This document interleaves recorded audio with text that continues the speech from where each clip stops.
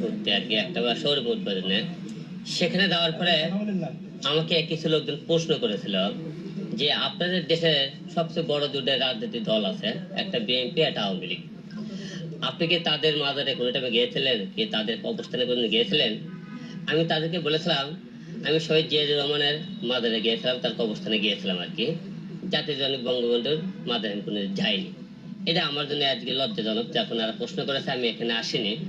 আর যাদের মাধ্যমের জন্য আজকে আমি হিরো আলম এখানে কথা বলতেছি, আজকে বাংলার মানুষ কথা বলে, যারা মুক্তিযুদ্ধ, যারা যুদ্ধ করেছিল, যাদের কারণে আজকে দেশ স্বাধীন হয়েছিল, তাদেরকে যদি আমরা না দেখি, তাদেরকে পাশে, এটা আমার জন্য একটা লজ্জাজনক। তাই জাতির জনক পিতার অবশ্যই আমরা তার কবরস্থান এবং তাকে আমাকে তো দেখার সুযোগ কোনোদিন হয়নি, যুদ্ধও দেখার সুযোগ হয়নি, অন্ধকে তার কবরটা দেখার আমার জন্য প্রথম কাজ। কারণ আমি জানো ভবিষ্যতে কোনো দেশে গেলে এই প্রশ্নের উত্তর যাতে না দিতে হয় না, আমি কোনোদিন যাইনি। উদ্দেশ্য একটা ছিল দেখবো, এবং এখানে গোপালগঞ্জে আমার অনেক ভক্ত আছে, অনেক লোকজন আছে, সবার উদ্দেশ্য মিলে। আর আমরা সবাই জানেন আমরা ছোটন ভাইয়ের নির্দেশে আমরা একটা নতুন দলে আমরা সামনে আসতেছি, সেই মিলে সবকিছু মিলে আজকে গোপালগঞ্জে এখানে আসা। আমরা প্রায় শুনে থাকি যে কখনো কখনো নির্বাচনে যখন আসে এই কথাটা বেশি শুনে থাকি যে বিএনপির প্রোডাক্ট হচ্ছে হিরো আলম।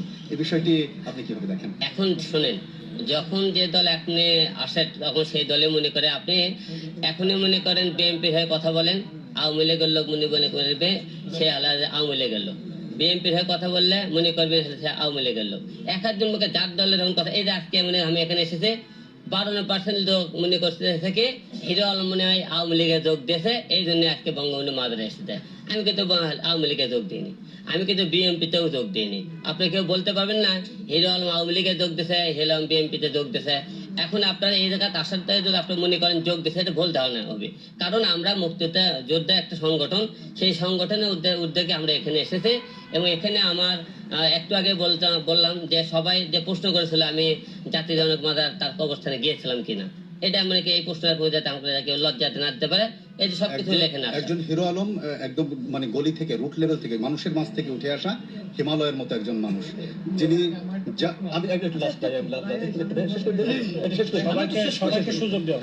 তো এই একজন হিরো আলম হতে অনেক তেজ লাগে, অনেক দম লাগে। তো সেই দমটার উৎস এবং সংশ্লিষ্টভাবে বলতে চাই যে একজন হিরো আলম তো এমপি নির্বাচন করলেন, কবি, গীতিকার, গায়ক, সবকিছু আমরা দেখলাম, সুরকার। একজন হিরো আলম আর কোথায় সেট করতে চায়, কোথায়, where is the his last limit? আচ্ছা, লাস্ট লিমিট হলো যে আপনি মানুষের সর্বোচ্চ দৌড় থাকে মানুষ হলে যে আমার মুখে উদাহরণ বলে যে আমি একটা নায়ক হওয়ার স্বপ্ন ছিল, নায়ক হয়েছি। একটু গায়ক হওয়ার স্বপ্ন ছিল, গায়ক হয়েছি। মানুষের মুখে মানুষের সব থেকে জনসেবা করার কাজ। আমার সবচেয়ে কাজ থেকে জনসেবা করতে চাই, মানুষের পাশে থাকতে চাই। আর মিডিয়ার মাধ্যমে যেহেতু পরিচিত, মিডিয়া নিয়ে থাকতে চাই। সর্বোচ্চ আমার মানুষের স্বপ্ন যে সংগ্রাম লড়াই করতে চাই, আমি এমপি হতে চাই। এটা আমার সবচেয়ে স্বপ্ন, এটাই আমার সবচেয়ে লাস্ট টার্গেট। আমি এমপি হতে চাই, জনগণের পাশে থাকতে চাই। এমপি তো নাও হতে পারে, যে কোনো জায়গায় মানুষের সুখে দুঃখে মানুষের পাশে যেরকম ছিলাম, বাকি জীবনে মানুষের পাশে থাকার চেষ্টা করবো।